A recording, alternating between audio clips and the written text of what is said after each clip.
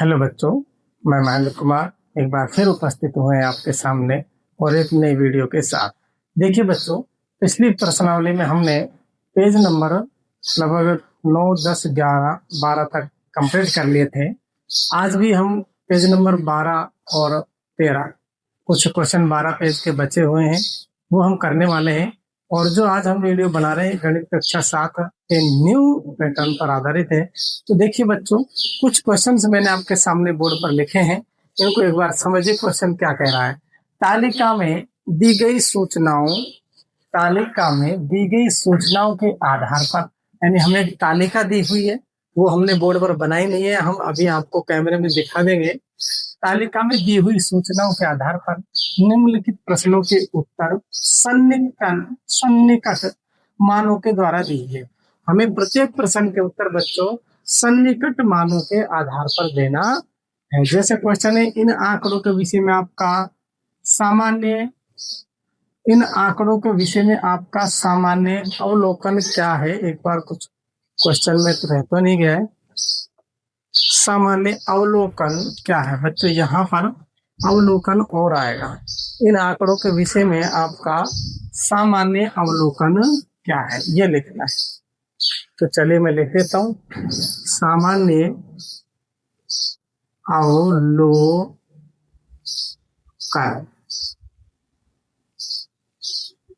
क्या है, कक्षा के साथ साझा कीजिए। तो इन आंकड़ों के विषय में बच्चों, ये आंकड़े कौन से हैं, किन आंकड़ों की क्वेश्चन बातें कर रहा है, तो वे आंकड़े में एक बार आपको दिखा देता हूँ। चलिए देखिए बच्चों, जो आंकड़े थे वो क्या थे? नगरों की जनसंख्या। मैंने बुक आपके सामने तालिका खोल दी है।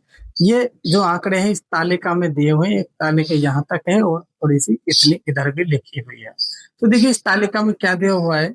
नीचे दी गई तालिका में कुछ भारतीय नगरों की जनसंख्या को देखिए।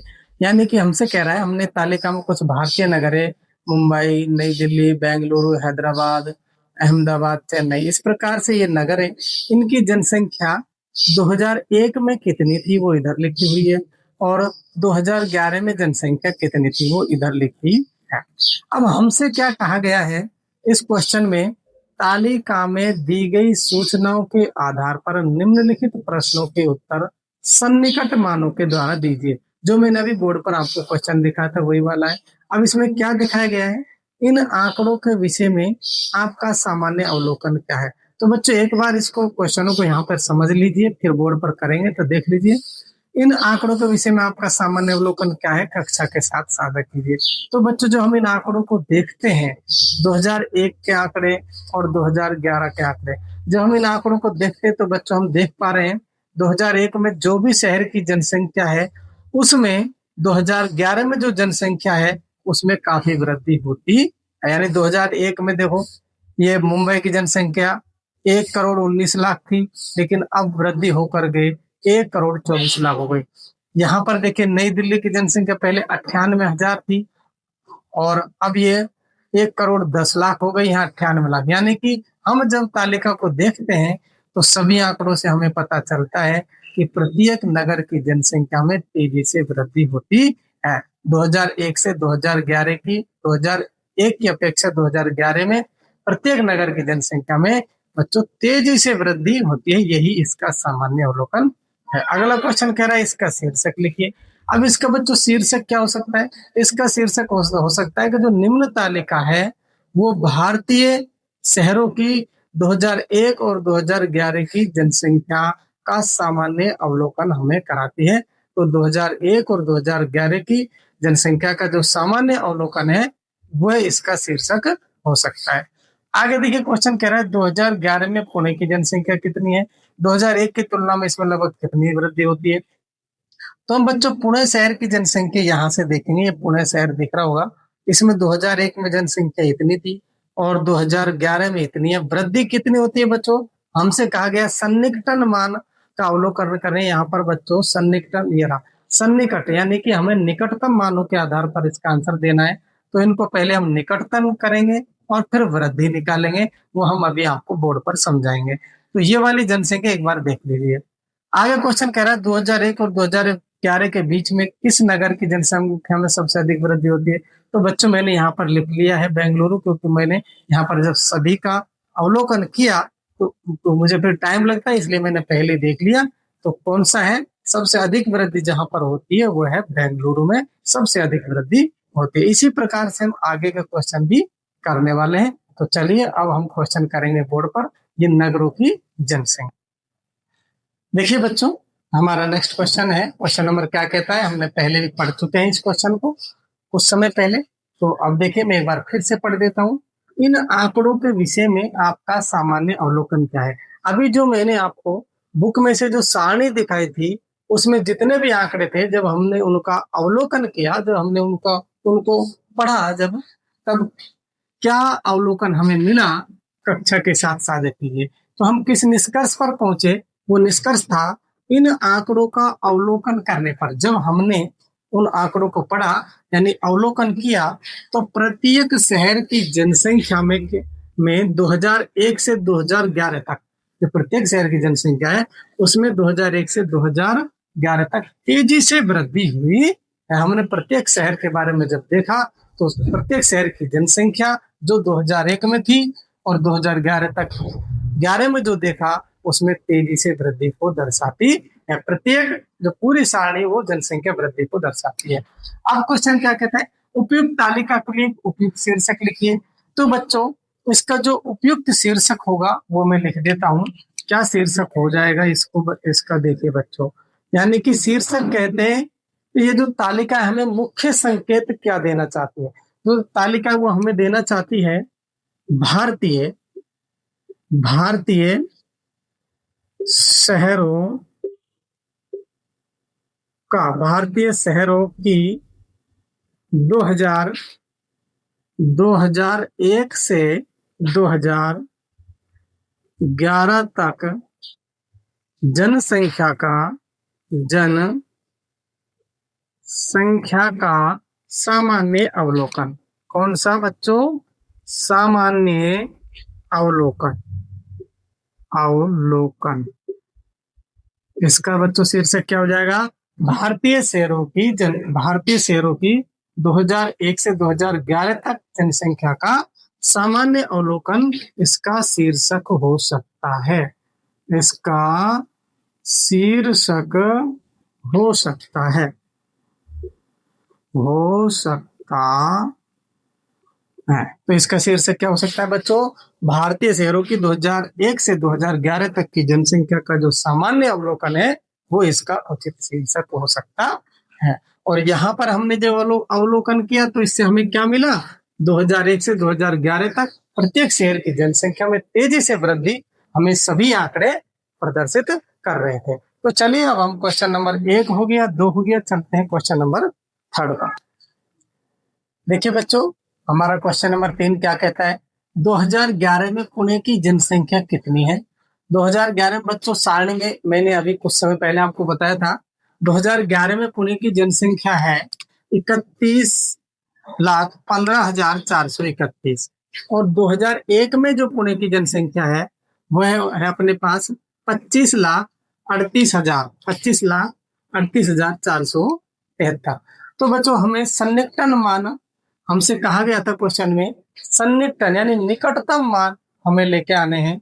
तो चलिए निकटतम मान लिखते हैं हम एक बार, इसके निकटतम मान कितने हो जाएंगे। निकटतम मान देखिए, इसको लाख के निकट कीजिए बच्चों, इकाई, दहाई, सैकड़ा, हजार, 10,000, लाख। जब हम लाख के इसको निकट करेंगे तो बच्चों हम इस अक्षर को पकड़ेंगे। देखिए किस प्रकार से करना है, इस अक्षर को हम पकड़ लेंगे तो इसके इधर कितना है, 1 है, तो सारे नंबर 0 हो जाएंगे और 1 वैसा का वैसा ही रहेगा, कुछ जुड़ेगा नहीं क्योंकि ये नंबर 5 से कम है। तो इसका हो जाएगा बच्चों 31 लाख। हमारे पास मान आया 31 लाख। इसी प्रकार से इसका निकटतम जो मान होगा इसको हम बच्चों जब पकड़ेंगे तो इसके आगे ये 4 से कम है, 4 या 4 से कम है, इसलिए यहाँ ये सारे मान 0 के बराबर हो जाएंगे और ये हो जाएगा बच्चों आपका 25 लाख। तो ये बच्चों आपका निकटतम मान हो गया। अब हमें बच्चों निकालनी है वृद्धि। ये कह रहा है दोनों शहरों 2001 की तुलना में इसमें लगभग कितनी वृद्धि हुई है। तो बच्चों हमें वृद्धि पूछा गया है। वृद्धि यानी जब कम या ज्यादा हमें निकालना हो तो माइनस कर देते हैं। चलिए घटा दीजिए, 0 0 कॉमा फिर 0 0 और यहाँ से जब आप घटाओगे तो ये बच्चों 6 लाख, यानी कि कितनी वृद्धि हो गई, 6 लाख लोगों की पुणे की जनसंख्या में वृद्धि हो गई। और असलियत में वृद्धि कितनी होती है, चलिए उसे भी लिख लेते हैं। यहाँ से 11 में से 3 घटा दीजिए 8 बचा, 12 में से 7 घटा दीजिए 5 बचा, यहाँ 13 में से 4 घटा दीजिए 9 बचा, 14 में से 8 गया तो 6 बचेगा, यहाँ पर बचेगा 10, इधर बच जाएगा 7 और यहाँ पर हासिल इधर लेंगे तो 10 5, यानी असलियत में जो वृद्धि होती है, असलियत में जो वृद्धि हुई है वह है हमारी 5,76,958। यदि मैं इसका भी सन्निकटन मान करता हूं बच्चों तो मैं क्या करूंगा, इस लाख को पकड़ूंगा और इससे अगला वाला नंबर क्या है, 7 है, 5 से अधिक है तो हम क्या करेंगे, इस 5 में 1 जोड़ देंगे, वापस 6 हो जाएगा, बाकी सारे मान 0 हो जाएंगे। तो यदि हम इससे भी निकटतम मान निकाल सकते हैं और इन दोनों से भी हम करके निकटतम मान निकाल करके और हल कर सकते हैं। तो असलियत में तो वृद्धि 5,76,958 थी और निकटतम मान में वृद्धि 6 लाख थी। तो हमारा हमसे पूछा गया निकटतम वाला, तो आपका ये आंसर हो जाएगा। आगे चलते हैं बच्चों, 2001 और 2011 के बीच में किस नगर की जनसंख्या सबसे अधिक वृद्धि हुई है। यानी ये कह रहा है हमसे 2001 और 2011 में जो जनसंख्या में वृद्धि हुई है वो ऐसा कौन सा नगर है जिसमें सबसे तेजी से वृद्धि हुई है। तो बच्चों वह शहर है बेंगलुरु। कौन सा शहर है बच्चों, बेंगलुरु। ये वाला जो शहर है सारणी में एक बार मैं आपको दिखा देता हूँ। जो बेंगलुरु शहर है बच्चों उसमें सबसे अधिक वृद्धि हुई है। प्रत्येक शहर की तुलना में सबसे ज्यादा जो वृद्धि है बच्चों बेंगलुरु की यहाँ पर दर्शा रहा है। इसमें ये वाला मान है, एक बार मैं कैमरे में भी आपको दिखा देता हूँ। चलिए बेंगलुरु की जनसंख्या आपको दिख जाएगी इस प्रकार से, आप देखिए यहाँ पर ये बेंगलुरु लिखा हुआ है। इसकी जनसंख्या 2011 में 84,25,970 है और 2001 में 43,01,326 है। मतलब 41 लाख कुछ पॉइंटों में कुछ आएगा वृद्धि हो जाती है। यदि हम घटा के देखेंगे तो इतना 41 लाख से कुछ अधिक वृद्धि हमें मिल जाएगी। तो सबसे अधिक वृद्धि कहने का मतलब 2 गुनी वृद्धि हो गई। वो कौन सा शहर है, बेंगलुरु। बेंगलुरु शहर में सबसे अधिक वृद्धि हुई है। तो चलिए करते हैं क्वेश्चन नंबर 5। देखिए बच्चों क्वेश्चन नंबर 5 क्या कहता है, क्या यहाँ ऐसे भी नगर हैं। क्वेश्चन कर रहा है जो हमें सारणी दी हुई है, क्या इस सारणी में ऐसे भी नगर हैं जिनकी जनसंख्या लगभग 2 गुनी हो गई है। यह कौन से नगर है, हमें ऐसे नगरों का नाम इस सारणी में से लिखना है जिनकी जनसंख्या लगभग 2 गुनी हो गई। तो हम यहाँ पर लिखेंगे, यह किसी भी शहर की जनसंख्या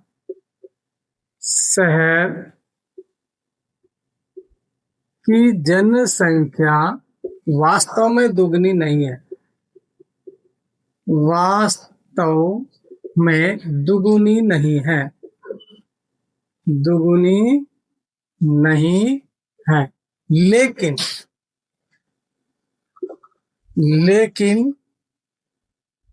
लगभग दुगनी वाले, लगभग दुगुनी जनसंख्या वाले शहर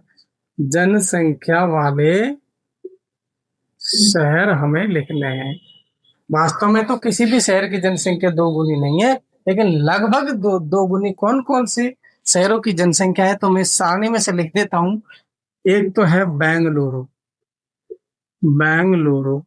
एक शहर तो बच्चों बेंगलुरु है जिसकी लगभग मुझे जनसंख्या 2 गुनी दिखाई देती है। इसमें बेंगलुरु जनसंख्या इसमें बेंगलुरु की हो जाएगी।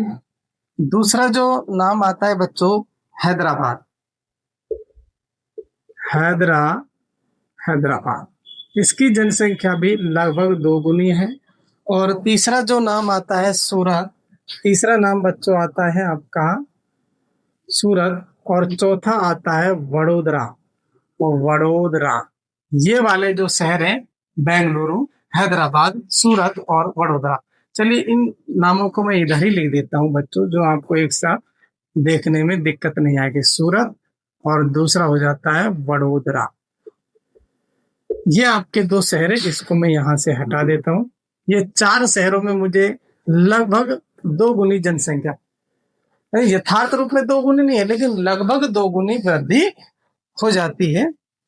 तो इसमें जो है वृद्धि, और मुझे शायद कोई इसमें दिख नहीं रहा है, इतने ही है, चार, लगभग चार है, तो आपके ये हो जाएगा। अब आगे चलते हैं क्वेश्चन नंबर नेक्स्ट। आपके चार शहर मिले, इसमें लगभग दो गुनी जनसंख्या है। क्वेश्चन नंबर 6 क्या कहता है, पटना की जनसंख्या को किस संख्या से गुणा किया जाए। पटना की जनसंख्या बच्चों हमने लिखी है, पटना की जनसंख्या 16,84,222। आगे कह रहा है कि वह मुंबई की जनसंख्या के लगभग समान हो जाए। हमसे कहा गया कि पटना की जनसंख्या को किस संख्या से गुणा किया जाए कि वह मुंबई की जनसंख्या के बराबर हो जाए। तो हमसे कहा गया है जो पटना की ये जनसंख्या, इसे मैं किस संख्या से गुणा करूं कि मुंबई की जनसंख्या के लगभग समान आ जाए। तो क्वेश्चन पहले बच्चों हमें से निकटतम मान निकालने पड़ेंगे। निकटतम निकटतम मान, क्योंकि हमारे क्वेश्चन में पहले ही हमें दिया गया था निकटतम, सन्निकटन कीजिए निकटतम मान। तो देखिए बच्चों, मैं इसे लाख के निकट करता हूं, तो बच्चों आपको दिखाई दे रहा होगा, यहां से आप देख पा रहे हो, ये वाला मान देखिए, ये मैंने 6 को पकड़ा, इससे आगे क्या है, अगला नंबर दाएं तरफ 8 है, तो बच्चों इसमें +1 कीजिए, तो ये हो जाएगा 6 और 1 7, यानी 17 लाख, लगभग ये हो जाएगा 17, इसमें एक जुड़ेगा तो 17, ये सारे मान हो जाएंगे 0 0 0 0 0, 17 लाख हो गया। यदि मैं इसकी बात करता हूँ लाख पे, इकाई, दहाई, सैकड़ा, हजार, 10,000, लाख, तो मैं लाख वाला मान ही इसका लूंगा, क्योंकि मैंने दोनों लाख वाले कर रहा हूं मैं। तो इधर देखिए बच्चों, यहाँ पर ये मान 4 है, जब 1 2 3 4 तक कोई भी नंबर आ जाता है, तो बच्चों हम इसमें कुछ नहीं जोड़ेंगे, तो ये हमारा हो जाएगा 124 लाख, एक 1,24,00,000, इतना मान ये हो जाता है बच्चों। अब हमसे क्या कह रहा है, हमने निकटतम तो मान निकाल लिए, अब हमसे कह रहा है इनको बराबर करने के लिए मुझे पटना की जनसंख्या को किससे गुणा करना होगा। तो बच्चों मुझे इसे लगभग 7 से गुणा करना होगा। जैसे ही मैं इसको 7 से गुणा कर देता हूं, तो बच्चों आपका मान कितना आ जाता है, 17 लाख है अपने पास, और मैं इसको 7 से गुणा करता हूं, तो आपके पास जो मान आएगा बच्चों, वो कितना आने वाला है। चलिए, इतना आ रहा है क्या भाग, देखो, देखिए मैं गुणा करता हूँ इसको, यहाँ पर ये हो जाता है 17 सत्ता 119, 1,19,00,000। वीडियो में दिखाई आ रहा है क्या।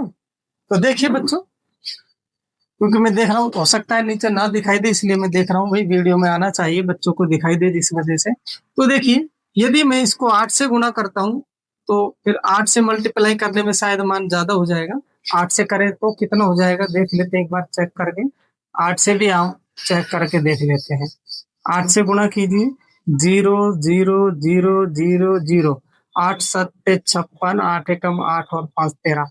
बच्चों 8 से तो ज्यादा मान आ रहा है, 8 से तो ज्यादा मान आ रहा है। तो बच्चों यदि मैं पटना की जनसंख्या को 7 से गुणा कर देता हूं, तो ये मान आ जाता है आपका 1,19,00,000। और अपने पास जनसंख्या क्या है, मुंबई की जनसंख्या निकटतम में 1,24,00,000, और जब हम 7 से मल्टीप्लाई करते हैं बच्चों, तो हमारा मान आ रहा है 1,19,00,000।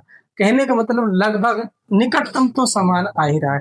8 से नहीं करेंगे, 8 से बहुत ज्यादा हो जा रहा है, तो निकटतम मान किससे गुणा करना पड़ेगा बच्चों, 7 से। तो यदि हम पटना की जनसंख्या को 7 से गुणा कर देते हैं, तो वह मुंबई की जनसंख्या के लगभग समान हो जाता है। तो हमें इसमें आंसर लिखना पड़ेगा, पटना की जनसंख्या को 7 से गुणा करना होगा। क्या लिखना पड़ेगा बच्चों, पटना की जनसंख्या को 7 से, किससे बच्चों, 7 से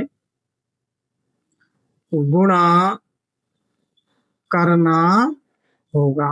तो हम यदि बच्चों पटना की जनसंख्या को 7 से यदि गुणा कर देते हैं तो मुंबई की जनसंख्या के लगभग बराबर आ जाता है। तो इसी प्रकार से देखिए बच्चों, आज की वीडियो को बस यहीं तक ही रहने देते हैं और फिर हम अगली वीडियो में आपके सामने फिर उपस्थित होंगे एक और नई वीडियो के साथ। तो तब तक के लिए बाय बाय, थैंक यू।